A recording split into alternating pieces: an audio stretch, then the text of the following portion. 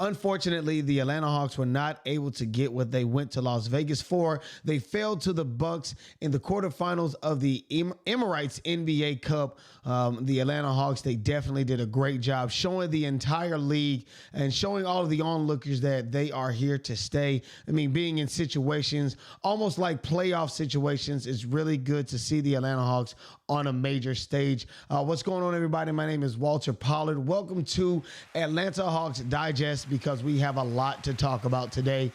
We definitely got to talk about this great break and amount of rest that the Atlanta Hawks have been able to have these last few days. The last day that the Atlanta Hawks have played was back on December 14th, of course, which was the quarterfinals versus the Milwaukee Bucks in the Emirates NBA Cup. So, of course, the Atlanta Hawks, they have had a break. They hadn't played since that day. And, of course, coming up, they will be playing on the 19th versus the Spurs. So we definitely got to talk about that. We also, in a few minutes, got to get into a lot of the trade talks. A lot of things have been swirling around regarding the trades that the Atlanta Hawks are expected to make before the February 6th trade deadline.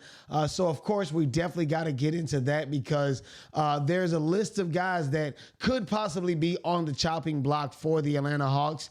And I want to get into you guys as far as what you feel as though is going to happen with the Atlanta Hawks. Who's going to be on the move? Just let me know in the comments. You write it, let me know in the comments. Give me your comments or whatnot. Tell me how you feel as far as who could possibly be on the move. And who do you see coming to the Atlanta Hawks, or who could be of some service, who could benefit the Atlanta Hawks going down the stretch later on this season. I also want to point out that this, it feels like with the addition of the Emirates NBA Cup, it seems as if the NBA has 4 quarters now. Of course, you have the beginning of the season, which leads into the Emirates NBA Cup. And then after that, you have what I think is the second quarter, leading into the halfway mark of the year, which is the All-Star break. And then from the All-Star break up into basically the playoffs is the third quarter. And then, of course, the fourth quarter being the playoffs, the final season, or the final part of the NBA season, crowning a champion. But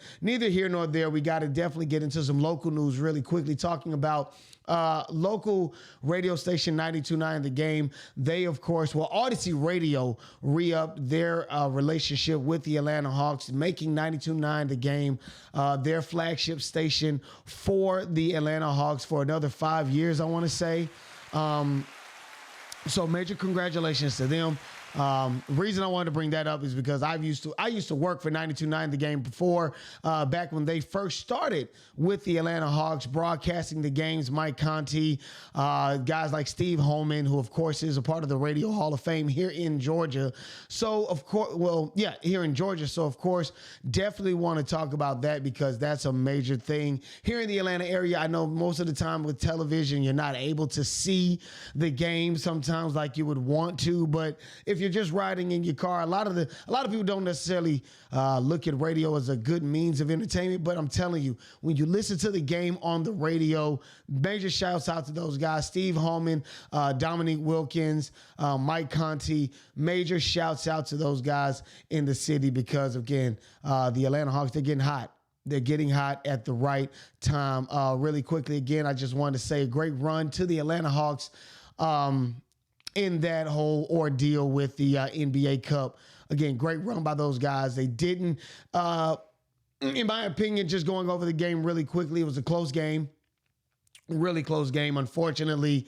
I feel as though the Atlanta Hawks took some shots down the stretch that definitely made it more difficult to get themselves out of a hole. I felt as though they shouldn't have taken some shots they did, but all in all, it is good experience for the Atlanta Hawks. I feel as though this definitely gave the Atlanta Hawks an opportunity to see what playoff atmosphere basketball is like. No, I don't think the Emirates NBA Cup is playoff basketball, but it does give the atmosphere of you're the most important thing going on right now, and you need to put on a show for all that's watching. And so the Atlanta Hawks have done a great job as far as putting themselves in the best position going forward.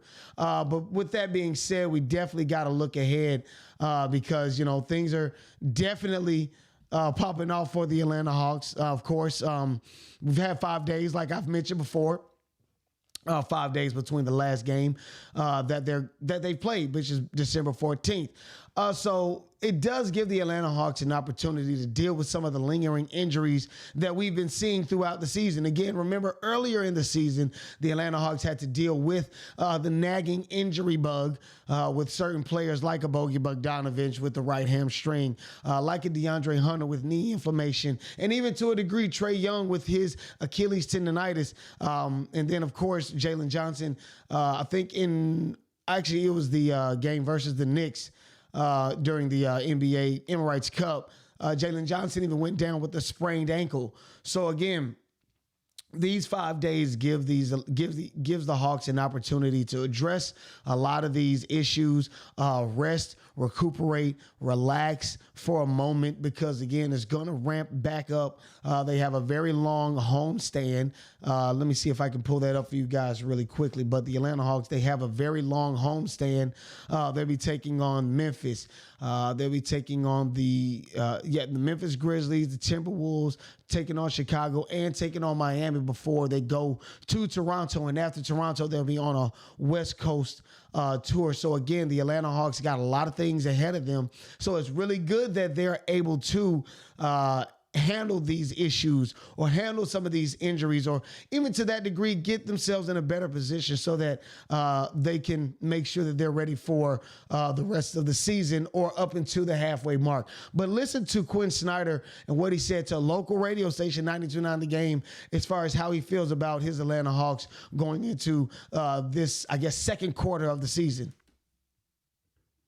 The common denominator is we were really competitive, and we use the word competitive endurance because it's good to be competitive, but to be able to endure through both success and failure in a game. We will have games. We've had games we don't shoot well. Can we still be competitive? You have games where you get a big lead. That's what happened in our first game at Milwaukee. Can you sustain that? And I think for this team, those wins, as much as anything, what we should look at as just an affirmation of how we play and who we want to be. And if we can keep doing that over time, that becomes who you are. And I think that's the thing that, for me, that I identify with, and I think our fans as well.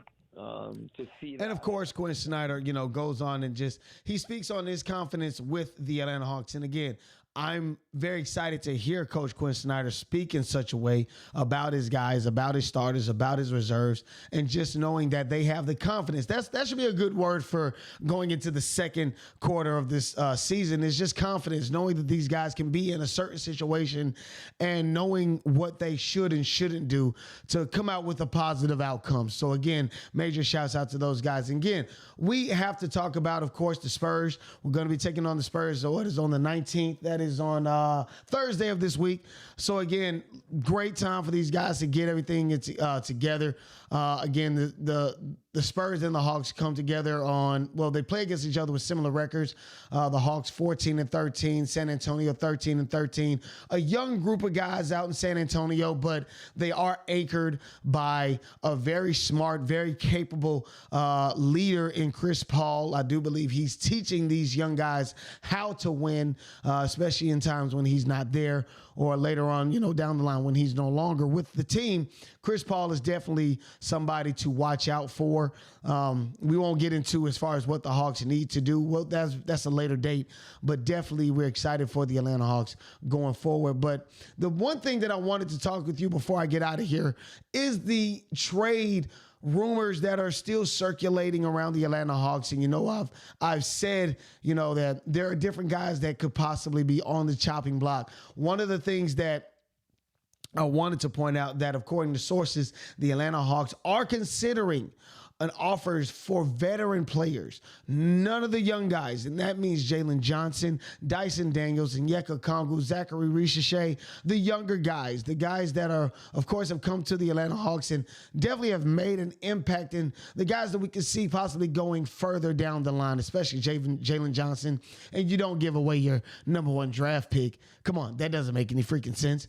But what we do know is players that could be leaving are guys like Clint Capela, guys like Bogdan Bogdanović, guys like Trae Young, even Larry Nance, and DeAndre Hunter.